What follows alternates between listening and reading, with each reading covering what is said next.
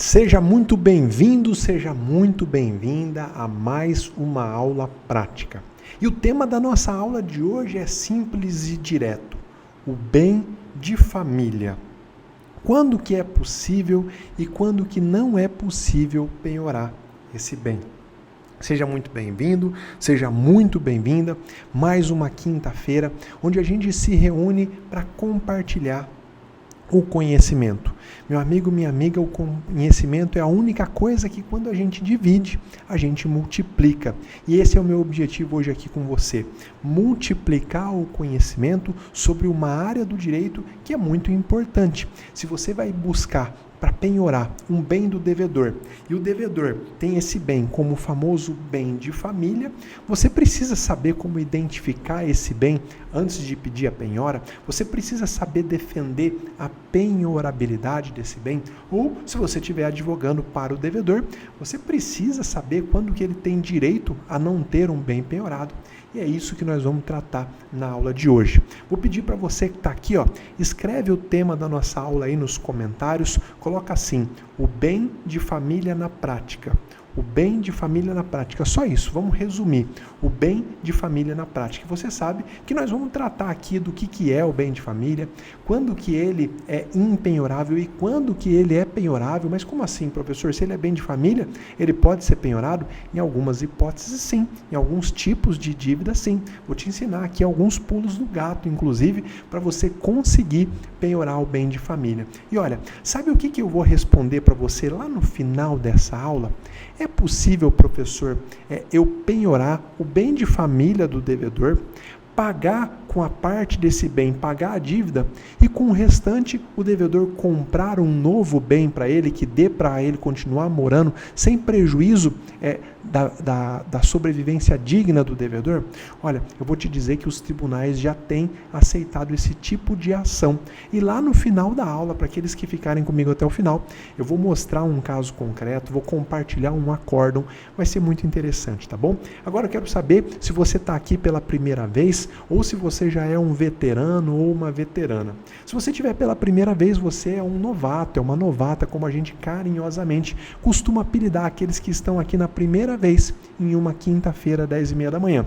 Agora, se você é um veterano, como muitos que eu já estou vendo aqui, é porque você já participou de uma aula prática, você gostou, você viu que é importante para a sua vida e você está aqui novamente.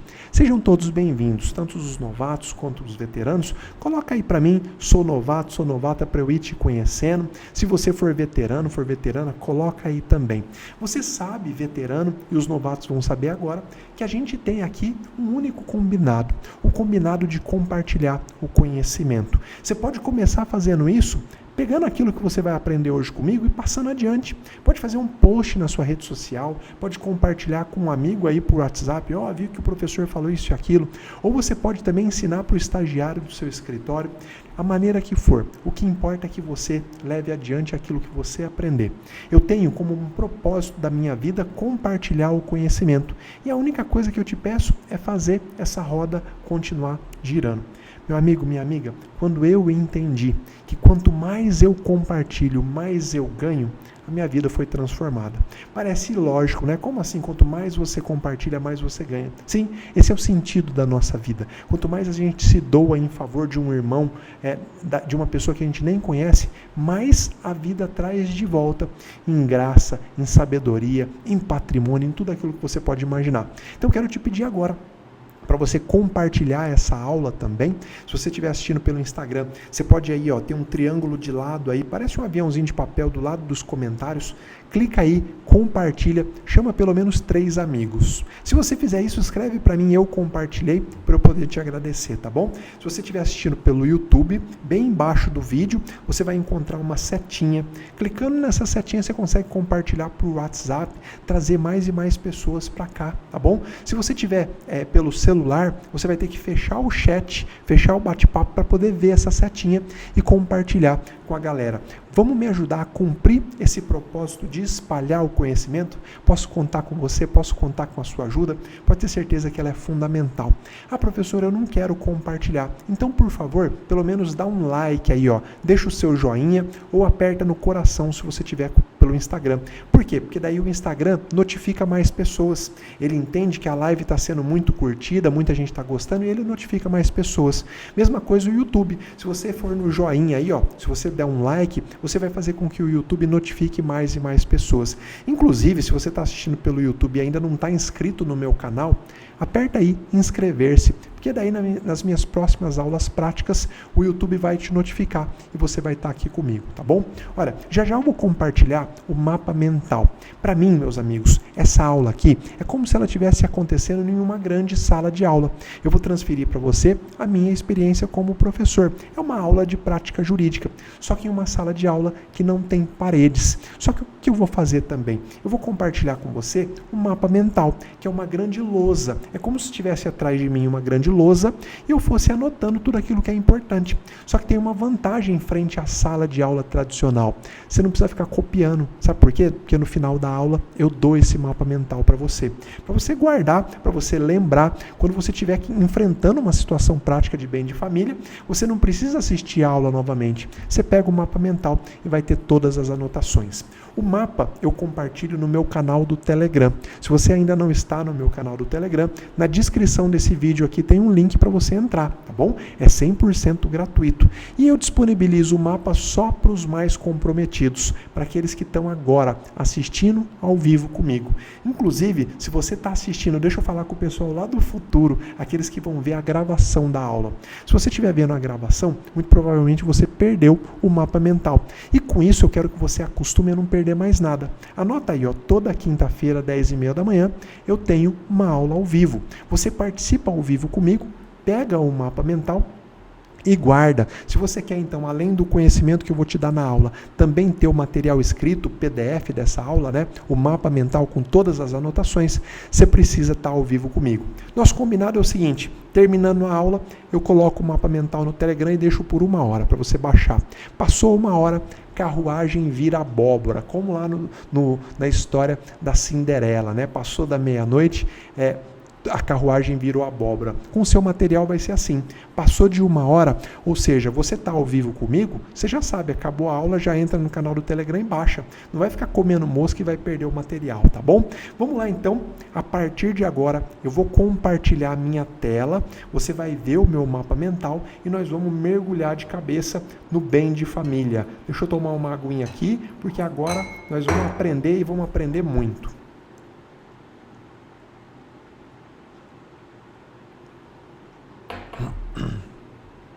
Vamos lá então. Pronto, o mapa mental já está na tela e eu gosto de começar falando sobre o meu objetivo final aqui, em todas essas aulas práticas. Meu objetivo, meu amigo, minha amiga, é mostrar para você aquilo que você só aprende na prática. Aquilo que talvez você demoraria aí anos e anos para aprender na sua atividade do dia a dia. Mas eu faço questão de te contar. Eu não quero que você erre, meu amigo. E é por isso que eu estou aqui toda quinta-feira, para te economizar tempo, para evitar que você sofra prejuízo e o principal, para fazer com que você consiga resultado cada vez mais rápido, para fazer com que você consiga entregar para o seu cliente o que ele realmente deseja, que é o dinheiro no bolso. Quando o cliente te procura para você entrar com uma ação, ele não quer que você entre com uma ação, ele quer já se ver lá na frente, ele quer que você ganhe a ação e que o dinheiro venha para o bolso dele, a indenização, o cheque, ele não quer que você execute o cheque. Ele quer o alvará expedido e o dinheiro na conta dele. Então eu ensino muito sobre execução para fazer você atingir esse objetivo. Quanto mais resultado você entregar para o seu cliente, menos você vai precisar correr atrás de cliente. Por quê? Porque cliente satisfeito volta e te indica. E eu estou aqui para isso. Se eu cumprir esse objetivo de fazer você dar resultado mais rápido para o seu cliente, eu estou cumprindo o meu objetivo maior, que é melhorar o sistema de justiça. Fazer com que as pessoas olhem para o sistema de justiça e digam, poxa, isso de fato funciona. Procurei o judiciário, entrei com a execução e recebi. Ao contrário do que tem acontecido constantemente, as pessoas procuram a justiça e saem ainda mais insatisfeitas porque não conseguiram receber. Então, a divulgação da minha atividade docente, da prática jurídica, tem o objetivo principal de fazer melhorar todo o nosso ecossistema, tá bom? Vamos lá então, mergulhando de cabeça no tema de hoje, mergulhando no nosso conteúdo. o bem de família na prática. A partir de agora nós vamos ver quando que é e quando que não é possível penhorar. Você está vendo aqui, ó, que eu dividi esse nosso mapa mental em vários tópicos para facilitar bem a compreensão. Nós vamos passar tópico por tópico aqui, ó. Deixa eu omitir nos tópicos seguintes, que eu sei que muita gente é curiosa e já quer ver uma coisa antes da outra. Para a gente começar a mergulhar no nosso tema, eu preciso fazer uma observação inicial. Você sabe, eu sempre trato aqui de execução, e você já me ouviu falando isso várias vezes.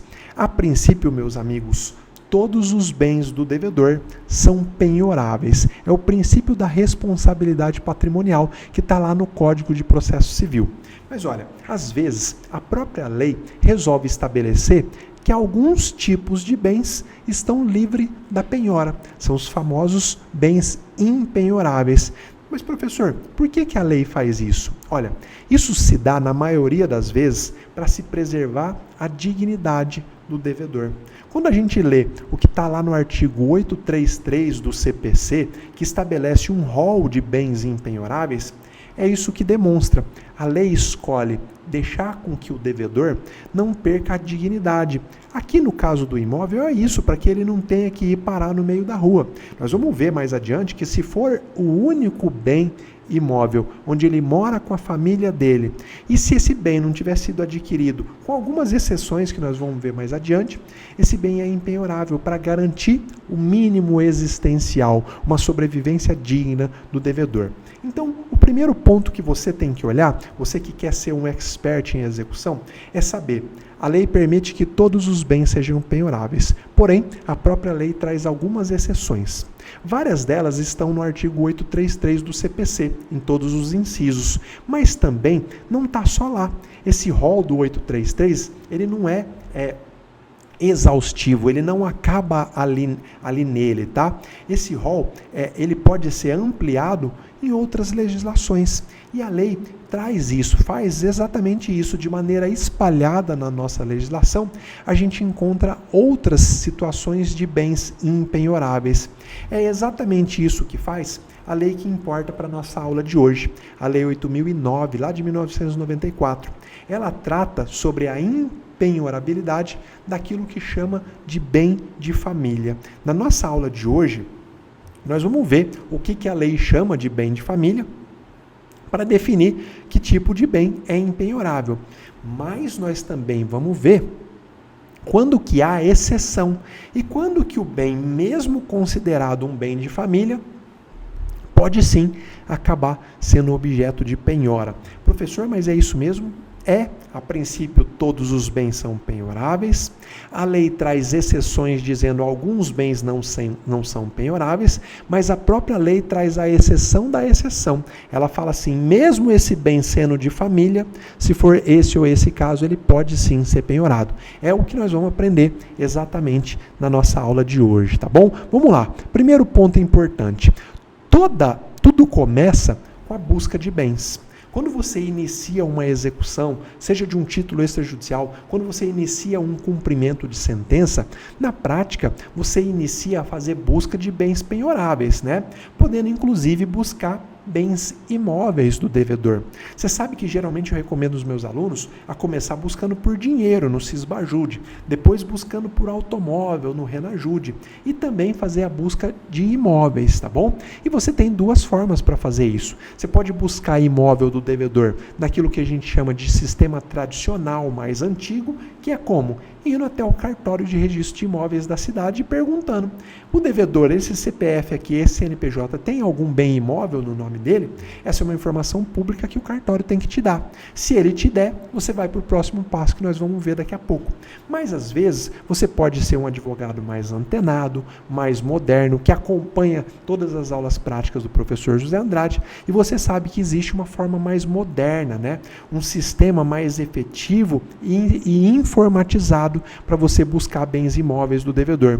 Eu estou me referindo aqui ao site, ao portal registradores.org.br, que é altamente confiável, é a interligação, a ligação na internet dos cartórios de registro de imóveis do Brasil. Então você pode se valer do portal Registradores sem sair de casa.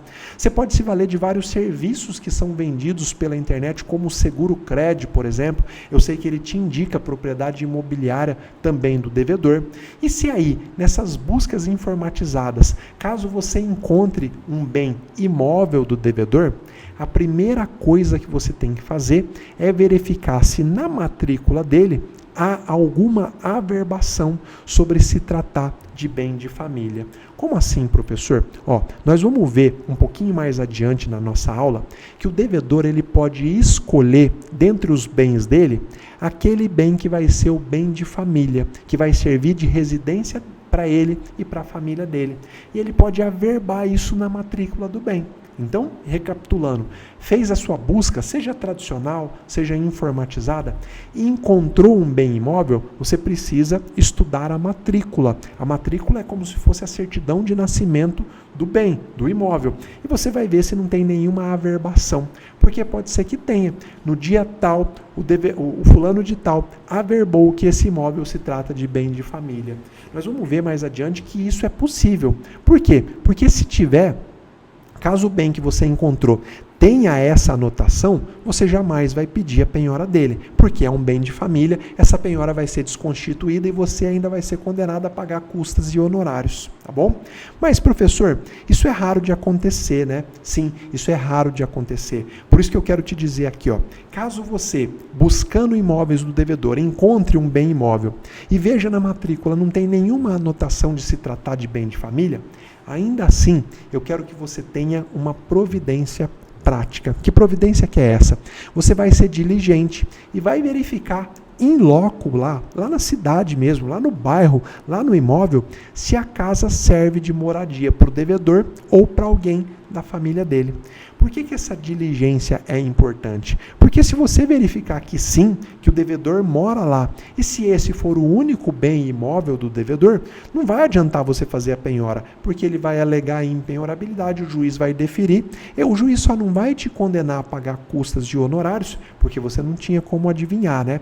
Mas você economiza um grande tempo. Mas deixa eu te dizer, tem muita gente que na prática, mesmo sabendo que o bem é onde o devedor mora com a família dele, pede-se a penhora. Sabe por quê? Porque às vezes o devedor pode ter um imóvel em outro município, em outra cidade. E se não for o único bem imóvel dele, ele não vai poder alegar essa condição de impenhorabilidade. Então, repetindo, descobriu um bem imóvel do devedor, viu que é lá onde ele mora com a família dele, você vai decidir arriscar.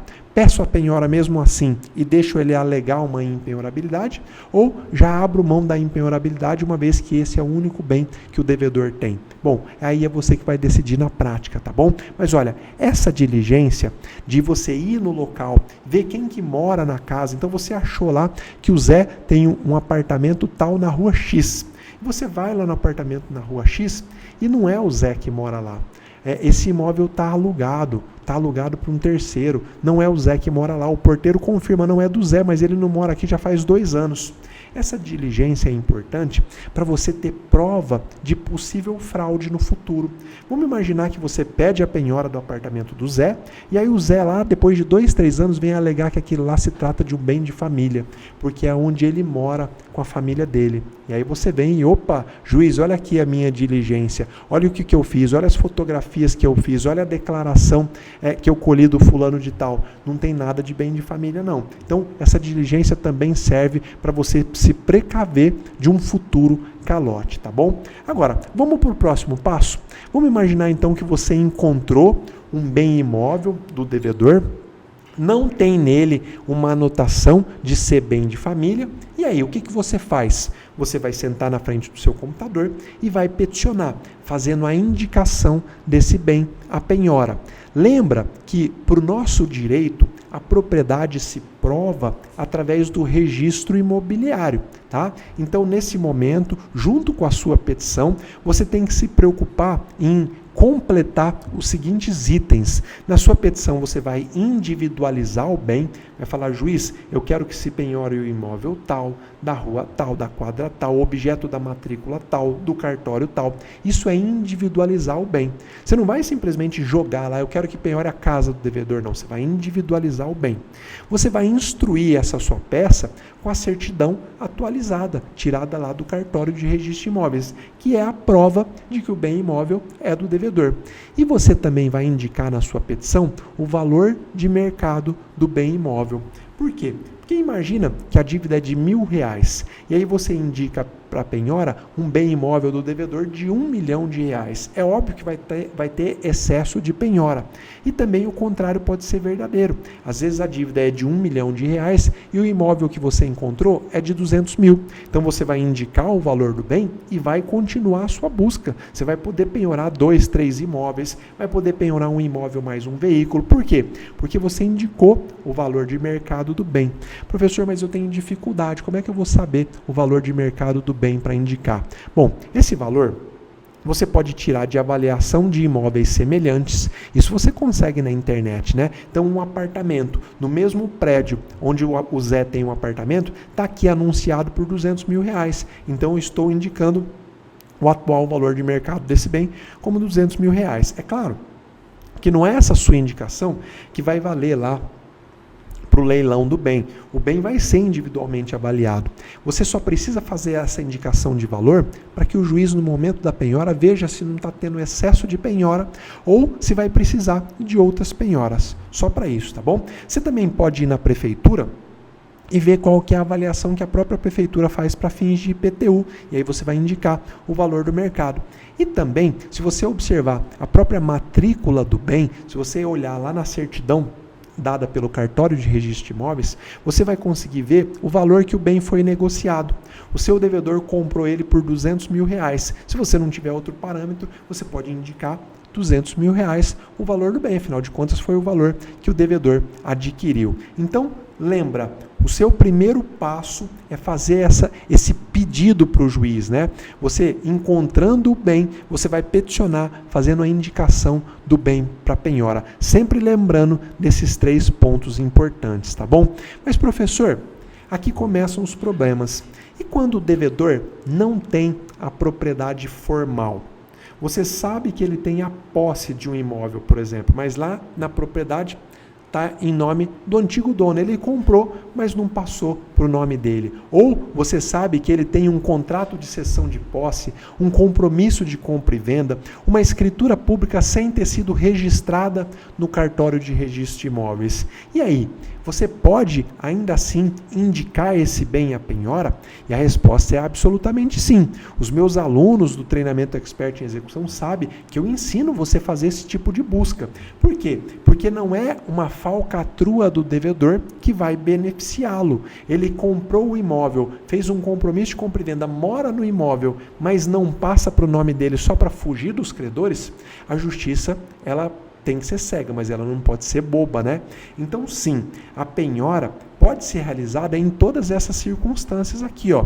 Desde que o devedor tenha a posse com ânimo de dono, muitos casos de uso capião, desde que ele tenha um compromisso de compra e venda e já esteja em posse do imóvel, desde que ele tenha uma escritura pública não registrada, mas já esteja na posse do imóvel, é possível sim você penhorar o bem. Agora, a notícia ruim, né? A ausência de documento de propriedade não faz com que o bem deixe de ser considerado como bem de família. Como assim, professor? Já já nós vamos ver o que a lei considera bem de família. Mas eu já posso te adiantar que se, no caso do seu devedor, ele tem lá a posse do imóvel, tem um compromisso de compra e venda, o nome dele não está lá no registro de imóveis, mas ele tem o compromisso de compra e venda, tem a posse, mas é o único imóvel dele, é onde ele mora com a família, infelizmente, você não vai conseguir penhorar. Fiz questão de colocar aqui, ó, julgado do STJ, dizendo exatamente isso, ó. A regra da impenhorabilidade do bem de família abrange o imóvel em fase de aquisição, como aqueles decorrentes da celebração de compromisso de compra e venda ou de financiamento do imóvel para fins de moradia. Aqui outro julgado, impenhorabilidade do bem de família decorre da destinação do imóvel, como nós vamos ver daqui a pouco, tá? E não da natureza do título de sua ocupação, se é propriedade ou se é posse. Então, recapitulando, você sempre pode pedir a penhora de um bem imóvel que esteja nessas condições, mas se o devedor, mesmo nessas condições, alegar e provar que se trata de bem de família, como nós vamos ver daqui a pouco, esse bem vai se tornar impenhorável, tá bom? Vamos lá para o passo seguinte, ponto de número 3. Uma vez que você indica o bem à penhora e o juiz formaliza a penhora, lavra lá o auto de penhora, o devedor ele vai ser intimado sobre essa penhora. E aí é que ele pode alegar a impenhorabilidade por se tratar de um bem de família. Lembrando, todos os bens são penhoráveis, é o princípio da responsabilidade patrimonial. Porém, a própria lei abre uma exceção ao princípio da responsabilidade patrimonial. Fala ainda que o devedor seja proprietário desse bem, se a situação se enquadrar naquilo que nós vamos ver daqui a pouco, esse bem se torna impenhorável. E aí a gente vai falar que a nossa legislação prevê duas modalidades de bem de família. Como assim, professor? Esse troço é tão complicado e ainda tem duas modalidades de bem de família?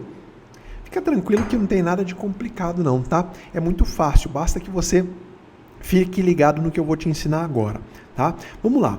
A primeira hipótese, a primeira categoria, a primeira modalidade de bem de família é o bem de família convencional. Professor, de onde você inventou isso? Eu não inventei, não. Está lá no Código Civil, artigo 1711 até o 1722. É aquele bem de família que o próprio devedor resolve convencionar, resolve estabelecer como bem de família. Sim, qualquer pessoa pode fazer isso. É um ato voluntário daquele que tem um bem de família. Tá? Pode ser por uma escritura pública, por um testamento, por uma doação. Então, eu posso doar para minha filha um bem imóvel e posso dizer, esse imóvel vai ser bem de família, ou seja, é onde a minha filha vai morar com a família dela. Tá? Esse imóvel, categorizado como bem de família, ele vira o bem de família convencional. Isso tem que estar registrado no cartório de registro de imóveis. Por isso que lá no começo da aula eu te falei, encontrou um imóvel do devedor? Olha na matrícula para ver se não tem nenhuma averbação de que se trata de bem de família, porque se tiver, é um bem de família convencional, ou seja, impenhorável. Mas atenção, tá? Não pode ultrapassar 1/3 do patrimônio líquido da pessoa que faz essa instituição. Então, se eu vou instituir um bem de família, eu não posso fazer isso em todo o meu patrimônio, obviamente, senão eu ia estar me beneficiando da própria torpeza. Mas eu posso pegar 1/3 do meu patrimônio e constituir como bem de família. Professor, quer dizer que se o devedor tiver só um bem, que é o único patrimônio dele, ele pode fazer isso? Não, ele não pode, tá bom? Então, o bem de família convencional, ele tem lá todo o regramento dele, está previsto lá no artigo 1711 a 1722. Quando eu instituo um bem de família, isso gera a inalienabilidade e a impenhorabilidade, ou seja, o bem de família não pode nem ser vendido pelo seu proprietário, tá bom? Mas, obviamente, que a lei fala que esse bem, além de estar escrito lá que é bem de família, é o imóvel onde a família deve estar residindo. Senão, a família, embora esteja lá no registro imobiliário, que se trata de bem de família, mas a família não mora lá, não vai caracterizar o bem de família convencional, tá bom? E essa instituição tem duração limitada, tá? Dura enquanto estiver vivo aquela pessoa que instituiu ou até a maioridade dos filhos, tá bom? Agora, mesmo nesse caso, já é bom que a gente comece a estudar as exceções. Vamos recapitular. A princípio, todos os bens são penhoráveis. A lei traz algumas exceções. Por exemplo, o bem de família é impenhorável. Porém, a própria lei, essa é a beleza do direito, traz exceção a exceção. Mesmo que o bem seja bem de família, se tiver presente essa ou essa circunstância, ele se torna penhorável. E aqui eu quero falar isso, da exceção da exceção. É possível você penhorar o bem de família convencional para pagamento de dívida oriunda de tributo, então IPTU, se o imóvel tiver com dívida de IPTU, por exemplo, ele pode ser penhorado, mesmo sendo bem de família convencional. Ou de despesas condominiais. Imagina um prédio de apartamento. Se o proprietário do apartamento falar, esse aqui é meu bem de família convencional, e deixa de pagar condomínio, ele dançou, esse imóvel vai poder ser penhorado e ele vai ter que responder pelo pagamento dessa dívida. Tá bom, acabei de te ensinar a primeira modalidade, que é o bem de família convencional. Mas a mais conhecida, e muito provavelmente aquela que mais vai te pegar na prática, é essa modalidade aqui, ó, o bem de família legal, ou obrigatório, também chamado pela doutrina. Esse bem de família é o que está previsto lá na Lei 8.009 de 1990. A Lei 8.009, ela trouxe aqui, ó, algumas circunstâncias que automaticamente, tá, decorrente da lei, tornam o bem impenhorável por se tratar de um bem de família. Aqui a gente precisa entender que essa lei 8.009 é uma norma de ordem pública, de obrigação, de observação cogente. Por quê? Porque ela está relacionada ao direito constitucional à moradia. A defesa se faz através da teoria do patrimônio mínimo da pessoa humana, que é igual ao mínimo existencial. Lembra que eu te falei? A lei, ela de alguma forma, ela tenta proteger o homem para que ele não fique totalmente desamparado, para que os direitos mais fundamentais, e o direito à moradia é um direito fundamental, fique assegurado, tá? A lei tenta preservar o mínimo à vida digna. Por isso, ela escolheu estabelecer o bem de família, salvando o bem de família de qualquer tipo de constrição, tá bom? O artigo 1º dessa Lei 8.009 de 1990, ela fala assim, ó, o imóvel residencial próprio do casal ou da entidade familiar, ele é impenhorável. Não responde por qualquer tipo de dívida, seja a dívida contraída pelo cônjuge, pelo pai ou pelos filhos, tá? E ainda que eles exige que eles sejam seus proprietários e neles residam, salvo as hipóteses legais que nós vamos ver mais adiante. O que eu vou fazer com você agora, meu amigo, minha amiga?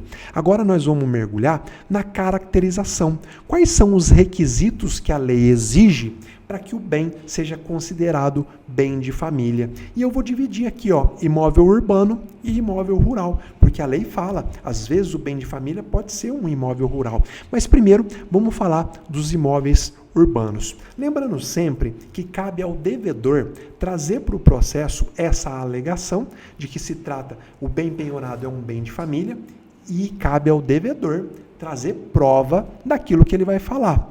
Como que a lei fala? O que a lei estabelece? Bom, primeiro, a lei fala que o bem é considerado bem de família, né, o bem imóvel urbano, se ele se trata de uma unidade familiar, onde o devedor mora ele sozinho ou ele com a sua família, né? É muito importante que você observe aqui, ó, dois alertas práticos que eu coloquei exatamente nesse ponto. A lei fala, então, que tem que ser uma unidade residencial familiar, então não pode ser um imóvel comercial, né? O devedor tem que residir nele com a família dele, mas a jurisprudência já amenizou. A jurisprudência já disse o seguinte, ó, é impenhorável o único imóvel residencial do devedor que esteja locado a terceiros, desde que a renda obtida com a locação seja revertida para a subsistência ou moradia da sua família. Então, o devedor tem um único imóvel. Ele não reside no local, mas ele aluga. Com o dinheiro do aluguel, ele paga o aluguel da casa onde ele mora. Então, nesse caso, a lei fala que se equipara ao bem de família. Por quê? Porque se for penhorado aquele imóvel dele, ele vai perder o aluguel, não vai conseguir pagar o aluguel dele e ele não vai ter o mínimo existencial, tá bom? Da mesma forma, tem julgado, aliás, tem uma súmula do STJ que fala assim, o conceito de impenhorabilidade de bem de família abrange também o imóvel pertencente a pessoas solteiras, separadas e viúvas. É claro que isso decorre de um pensamento até preconceituoso do passado. A pessoa solteira não tem família. Se ela não tem família, não pode se falar em bem de família. A pessoa separada perdeu a família. A pessoa viúva perdeu a família. Não. A lei, a súmula vem e fala assim: o conceito de impenhorabilidade do bem de família abrange também as pessoas que moram sozinhas, que são viúvas e que são separadas, tá bom? Agora, meu amigo, não basta o devedor peticionar dizendo: olha, esse é meu bem de família, é o meu único bem e onde eu moro com as pessoas da minha família. Ele tem que provar, não basta ele só alegar, ele tem que provar. E um detalhe: tem que ser o único bem do casal, da entidade familiar, o único imóvel de propriedade familiar? Não, absolutamente não. Opa, professor, como assim? Quer dizer que se ele tiver 2 casas, ele pode alegar que aquela é impenhorável por ser o bem de família? Pode. Isso significa que você não pode penhorar aquele bem, mas a outra casa pode. Então, se você, na sua pesquisa, encontrou um imóvel no nome do devedor, pediu a penhora, e aí ele vem e fala: olha, esse imóvel é onde eu vivo com a outra família, onde eu vivo com a minha família, é um imóvel impenhorável. Embora eu tenha aquele outro apartamento, esse aqui é onde eu moro com a minha família. Opa, você pode desistir dessa penhora e penhorar o outro. Já acabou, aquele lá já está livre, porque se ele já alegou que ele mora com a família na casa, o apartamento está livre da penhora. Então presta atenção. O bem onde o devedor mora com a família dele, tá? O bem onde o devedor mora com a família dele, tá? É um bem impenhorável, mas ainda que ele tenha outros bens urbanos. Por quê? Porque daí você pode penhorar os outros bens. Agora, uma observação importante, principalmente para os grandes centros, né? Onde se tem apartamento e vaga de garagem. A jurisprudência já entendeu que a vaga de garagem que possui matrícula própria no registro de imóvel não constitui bem de família para efeito de penhora. Então, exemplo, o devedor mora em um apartamento com a família dele. É o único bem que ele tem, ele mora lá com a família, então esse bem é impenhorável. Porém, esse imóvel tem 2 garagens, e essa garagem tem matrícula própria. Ele não vai poder alegar que a garagem está protegida pela impenhorabilidade do bem de família. Por quê? Porque tem súmula do STJ dizendo que não, a garagem que tem matrícula própria não é considerado bem de família. Professor, e a garagem que não tem matrícula própria, que está abrangida na matrícula lá do bem de família? Essa, infelizmente, ela é impenhorável, tá bom? Essas são as observações com relação ao bem imóvel urbano. Mas a nossa legislação, a Lei 8.009, ela traz também o conceito de imóvel de família com relação à pequena propriedade rural. O artigo 4º, parágrafo 2º da Lei 8.009, ela fala que a pequena propriedade rural, desde que contém as características que eu vou te falar agora, ela se torna impenhorável. Quais são as características, professor? Primeiro delas, pequena propriedade rural é uma área inferior a 1 módulo fiscal.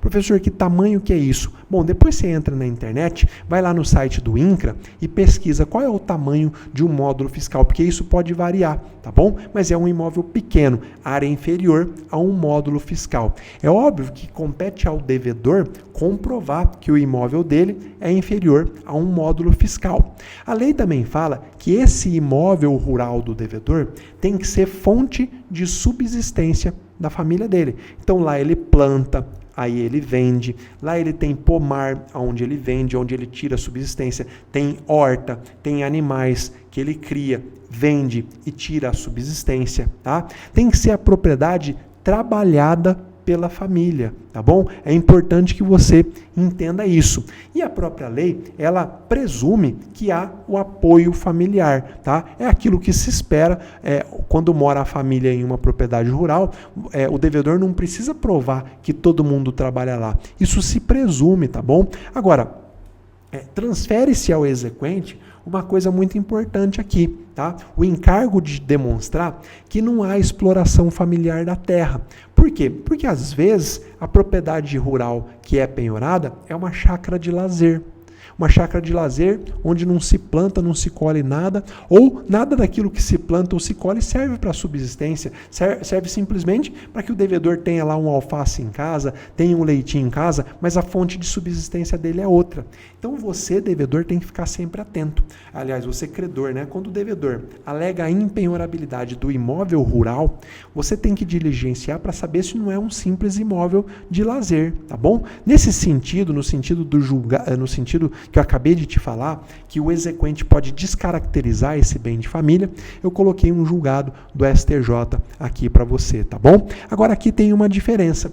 Precisa ser o único imóvel de propriedade familiar. Tá? Se a família tiver outros imóveis, essa alegação não pode ser feita, tá bom? É importante que você tenha isso em mente. A lei também não exige que o débito em execução seja oriundo da atividade produtiva, pode ser qualquer débito. Então, o pequeno proprietário lá está devendo no banco por cheque especial, ou ele deu um cheque por uma pessoa, tá? Não importa a origem da dívida, isso não vai descaracterizar a impenhorabilidade, tá bom?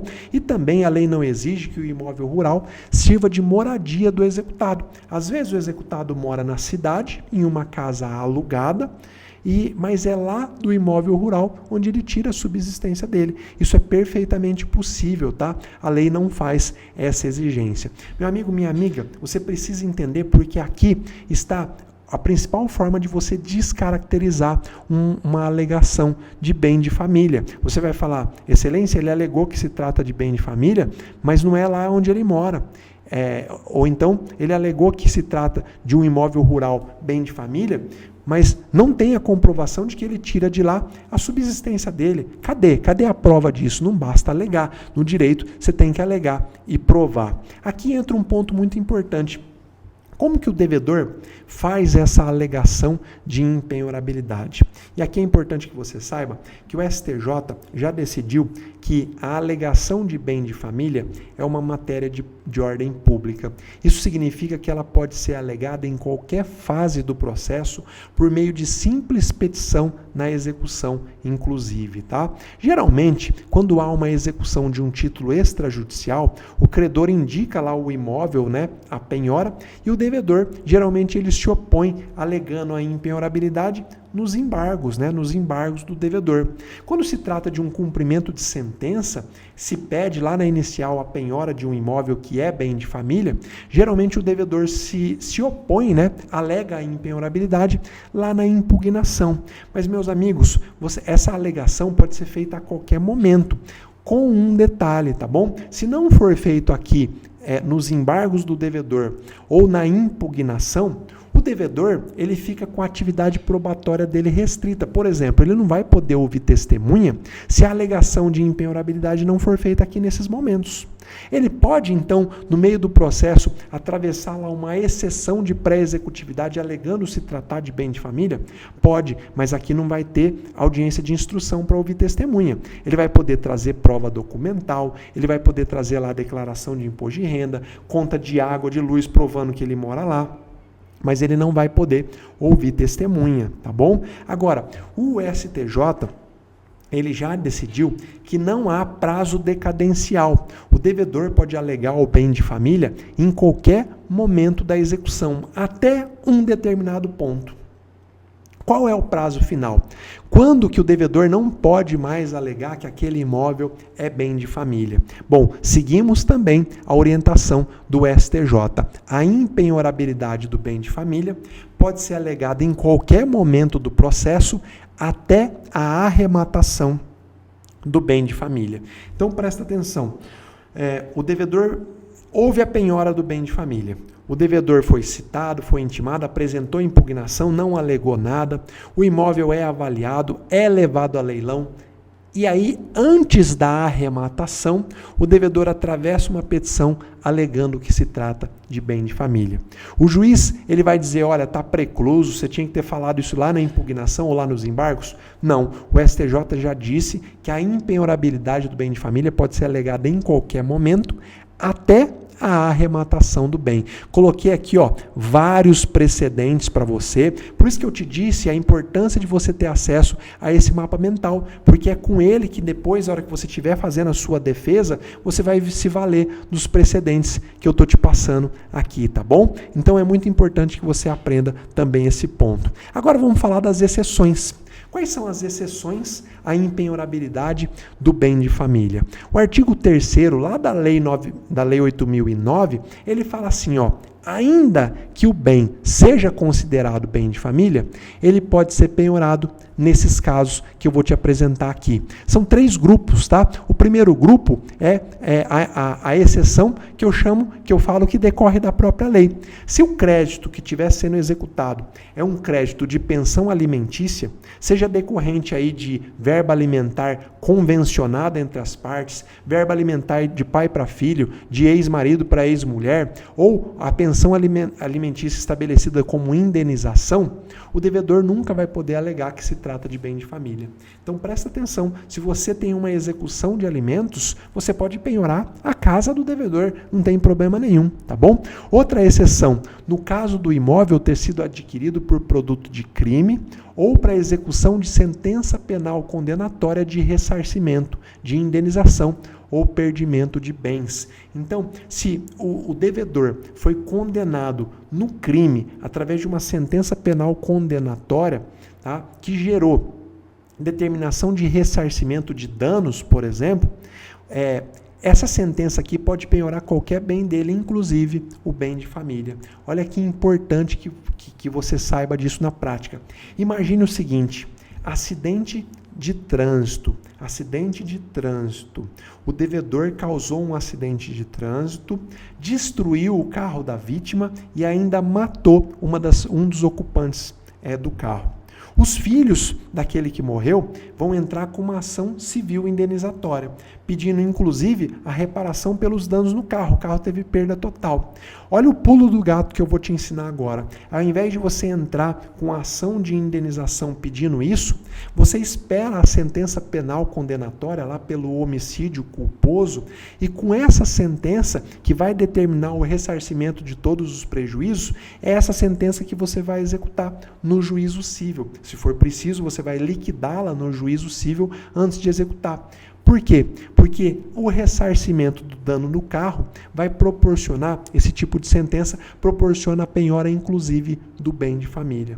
Quer dizer então que se eu tivesse entrado com a ação de indenização no cível e o juiz tivesse condenado o réu a indenizar pelo dano causado ao carro lá, R$50 mil, eu não ia poder penhorar a casa dele? Não ia, porque a lei fala aqui, sentença penal condenatória de ressarcimento. Então esse é um pulo do gato que pouquíssimas pessoas conhecem, mas a partir de hoje você está conhecendo, tá bom? O segundo grupo de exceção à impenhorabilidade do bem de família é aquilo que eu chamo de exceções geradas pelo próprio imóvel, tá? Então, aquele que é titular de crédito decorrente de financiamento destinado à construção ou aquisição do imóvel, pode penhorar o bem de família. Exemplo, o banco emprestou dinheiro para o Zé comprou a casa onde ele mora, o único bem dele, o bem de família. Só que o Zé parou de pagar o financiamento. O banco executa o contrato e pode penhorar aquele bem de família, tá bom? Mesma coisa serve para construção. Mas, professor, então se o meu cliente emprestou dinheiro para o Zé construir, tem isso formalizado, o Zé deixa de pagar o meu cliente, eu posso penhorar o bem de família do Zé?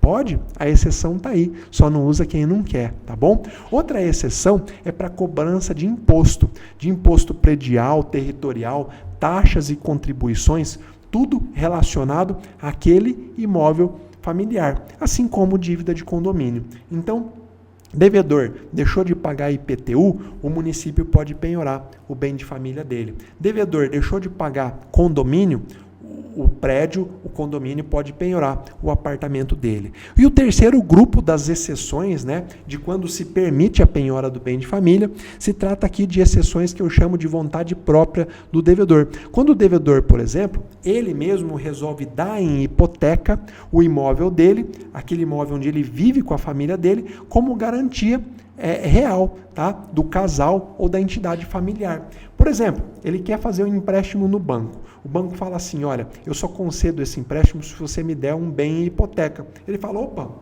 eu tenho a minha casa, é a única casa que eu tenho, é meu bem de família onde eu moro, mas eu dou a minha casa. Se ele fizer isso, exceção à impenhorabilidade, o bem pode ser penhorado. E a própria lei fala aqui em uma outra exceção, e essa exceção tem um detalhe importante que eu vou te passar. A lei fala que quando o devedor assume uma obrigação, quando ele se torna fiador em um contrato de locação de imóvel urbano, tá? Quando ele se torna, então, eu tenho a minha casa, né? Eu tenho a minha casa. E aí eu resolvo ser fiador de um amigo meu. E aí, eu me tornando fiador desse meu amigo, tá?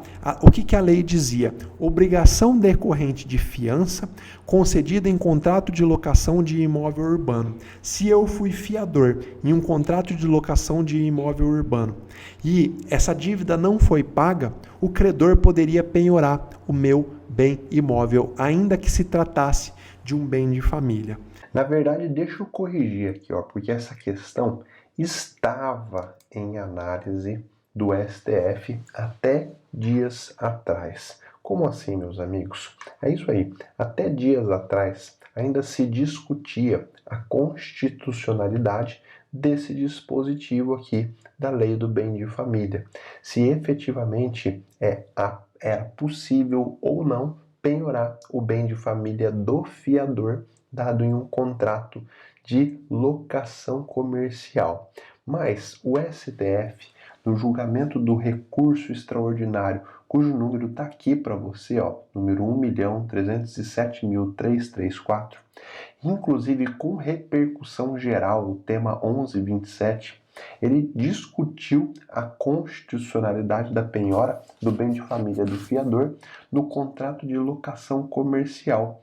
A grande controvérsia estava nesse inciso que a gente está estudando agora, o inciso 6º do artigo 3º da Lei 8.090, onde o fiador de um contrato de locação comercial dá o seu bem de família como garantia. E se discutia então se era possível fazer a penhora desse bem ou não. E o STF, então, no julgamento desse recurso extraordinário, ele superou essa dificuldade. Agora, recente, no dia 8 de março de 2022, o STF terminou de julgar a questão, formando maioria por 7-4, e firmou a seguinte tese de repercussão geral. É constitucional a penhora de bem de família pertencente a fiador de contrato de locação, seja residencial, seja comercial. Se você quiser ver os detalhes desse julgamento, como cada ministro julgou, eu deixei o link aqui, lá do STF, para você poder analisar a questão. Então, superando a controvérsia que antes existia, não há nenhuma inconstitucionalidade nesse dispositivo, no dispositivo do inciso 6º do artigo 3º da Lei 8.090 de 1990. É claro que eu não quero entrar aqui na discussão teleológica da finalidade da lei. O fato é que existe uma legislação e essa legislação foi considerada constitucional. Ah, professor, mas é injusto, porque se o devedor principal não pode ter a casa, bem de família dele penhorada, por que o fiador pode? Bom, o meu objetivo é ser prático com você, tá? É te mostrar como que o STF decidiu, e quando o STF decide com repercussão geral, a decisão dele tem força vinculante. Nenhum juiz mais no Brasil vai poder entender esse dispositivo como inconstitucional, se é que o juiz vinha entendendo assim, tá bom? Dois pontos importantes, meus amigos. Decisão sobre a impenhorabilidade do bem, o recurso é o agravo de instrumento. Então, o juiz decidiu na execução, acolheu o pedido de impenhorabilidade do devedor ou não acolheu, a decisão é o agravo de instrumento. Aqui algumas dúvidas comuns que eu fiz questão de trazer para você. Julgado recente do STF dizendo que pequena propriedade rural, aquela pequena propriedade de família, mas que o devedor ofereceu voluntariamente em hipoteca, o STF considerou impenhorável. Ou seja, nem que o próprio devedor ofereça a pequena propriedade rural dele como hipoteca, o STF fala não, continua sendo bem de família. Inclusive contrariou o entendimento do STJ, que dizia o contrário. O STJ dizia assim, ora, ninguém pode se valer da própria torpeza. Se para poder emprestar um dinheiro, conseguir um crédito, eu ofereço a minha propriedade rural em hipoteca e depois eu quero alegar que se trata de bem de família, seria autorizar a própria torpeza. Mas enfim, o STF considerou impenhorável. Eu trouxe aqui precedentes para que você possa ver, tá bom? É muito importante. Outra dúvida comum, bem imóvel dado em garantia hipotecária para dívida de terceiro, de filho, por exemplo, para empréstimo bancário do filho, pode-se alegar a impenhorabilidade? E o STF já disse o seguinte, é admissível a penhora do bem de família hipotecado quando a garantia real foi prestada em benefício da própria entidade familiar. Então, se o pai pega lá o bem imóvel e concede como hipoteca para o empréstimo feito pelo filho, depois o pai não vai poder alegar a impenhorabilidade, tá bom? Valor único do bem de família interfere na impenhorabilidade? Não, absolutamente não, tá bom? O valor do único bem, se é um valor alto, se é um valor baixo, isso não interfere na impenhorabilidade. O devedor tem um único imóvel, aluga o imóvel para fazer renda, continua impenhorável? Eu já disse isso na aula, mas está aqui, o STF diz que sim, é impenhorável o único bem. Professor, duas questões, e a última eu vou até omitir aqui. E se o devedor vender todos os bens dele, vende carro, vende casa, vende chácara, compra um único imóvel bem caro para ter a proteção do bem de família? E aí, como é que fica essa situação? Pode o devedor fazer isso? Então ele vende todo o patrimônio dele, já que ele sabe que a lei protege como impenhorável o único bem onde ele mora com a família dele. Aí vem o artigo 4º da mesma lei, 8.009, e diz o seguinte: não se beneficiará do disposto nessa lei aquele que, sabendo-se insolvente, adquire de má fé imóvel mais valioso para transferir à residência familiar, desfazendo-se ou não da moradia antiga. Então o devedor tem 4 terrenos e uma casa. Sabendo que ele tem mais dívida do que patrimônio, ele vende todos os terrenos, vende a casa onde ele morava e compra uma casa maior, mais cara, falando assim, é meu único imóvel, é meu bem de família. Você já sabe que se ele se valer dessa torpeza, você tem na própria lei 8.009 a sua defesa, tá bom? E aqui, o último ponto que eu guardei para a gente refletir aqui hoje, e a pergunta que fica é possível penhorar e vender o bem de família do devedor que tem um alto valor para pagar a dívida e com a sobra oportunizar que o devedor compre um bem de menor valor? Exemplo, o devedor tem uma casa de 5 milhões de reais, onde ele mora. É o único imóvel dele, ele quebrou, só ficou com aquela casa. A dívida é de 200 mil reais, ou seja, daria muito bem para vender o imóvel de 5 milhões, pagar a dívida de 200 mil e com 4 milhões e 800 o devedor comprar uma ótima casa. Não é possível? Bom, você não encontra essa resposta na lei, tá? Mas a 16ª Câmara de Direito Privado do TJ de São Paulo autorizou uma penhora exatamente assim.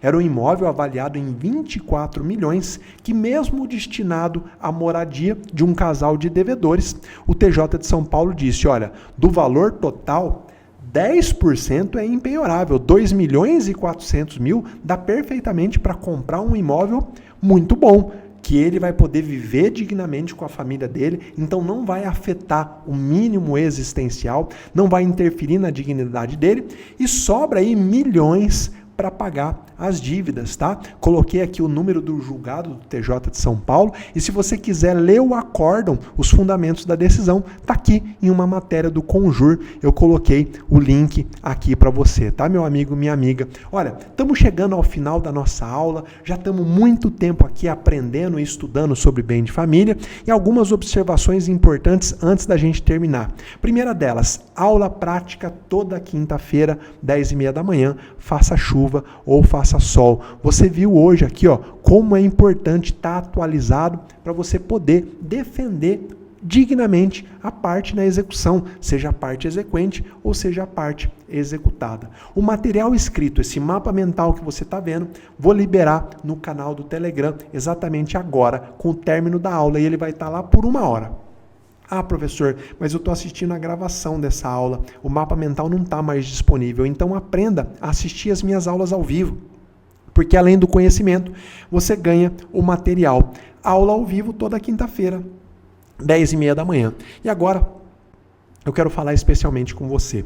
Eu acredito, e tenho dito isso em todas as aulas, para que entre na sua cabeça. Eu acredito muito em você. Eu acredito muito que você é especial. E olha, você vai lembrar disso, você também vai acreditar piamente nisso quando você começar a pôr em prática o que eu estou te ensinando e começar a ter sucesso. Eu acredito em você porque você já entendeu que o melhor caminho é o caminho do conhecimento. Tudo aquilo que a gente aprende, meus amigos, faz com que a gente tenha uma vantagem competitiva frente a qualquer outra pessoa. Por isso que o aprendizado é a única coisa que te tira daqui e coloca aqui sem você precisar de mais ninguém, só de você. Quero te agradecer por você ter acompanhado essa aula. Quero dizer que eu desejo muito que eu tenha conseguido colocar aqui, ó, mais um tijolinho pequenininho que seja, para que você construa o seu castelo do conhecimento, para que você alcance todo o sucesso que você almeja na sua vida.